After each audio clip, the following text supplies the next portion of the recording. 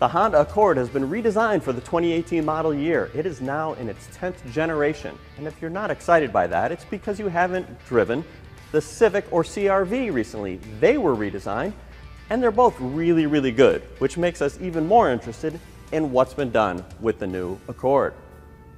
Overall, the car is less than an inch shorter from bumper to bumper than the previous generation, but it's almost a ½ inch wider, and the wheelbase is greater by more than 2 inches.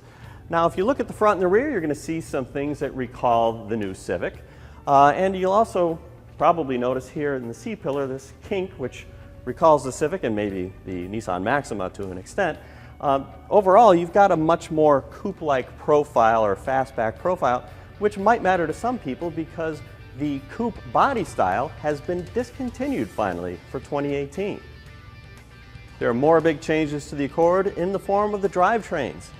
The V6 engine is gone and the old 4-cylinder is gone. Now you have your choice of 2 turbocharged 4-cylinders.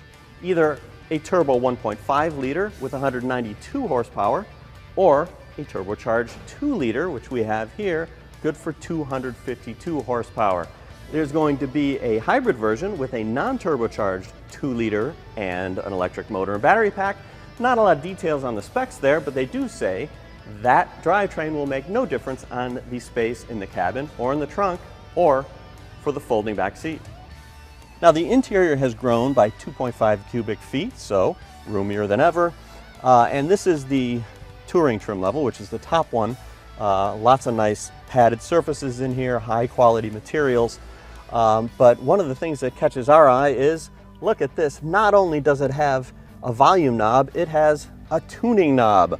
So they've finally heard all the complaints about not having a volume knob and added one to the CR-V. Now we have the tuning knob as well. But beyond that, note that instead of touch sensitive panels here, these are actual buttons.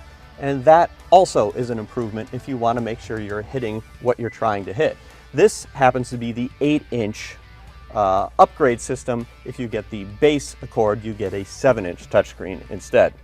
Now, this kind of calls attention to itself, this conspicuous N, or is it the Zorro Z on its side? That is for near-field communication. It's a system we've seen only on a couple of luxury cars like BMWs where you can hold a compatible smartphone up to it. Right now that's Android, it'll be iPhones in the future, and it will pair your phone immediately with no menus or extra nonsense.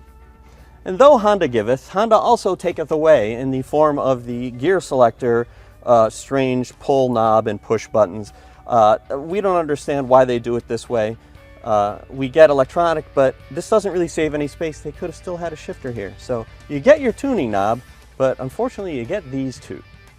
As for what these buttons connect to, there are 2 different choices depending on the engine. If you get the 1.5 liter turbo, you get a continuously variable transmission. If you get the 2 liter turbo, then you get a 10-speed automatic transmission. Here's the thing, Honda is going to offer the 6-speed manual transmission with either engine. Thanks in part to that longer wheelbase, you get more legroom in the back seat, about 2 inches more than before. It's nice and roomy, quite comfortable. Also good materials quality back here, but not quite as much soft touch surfaces as you have in the front seat.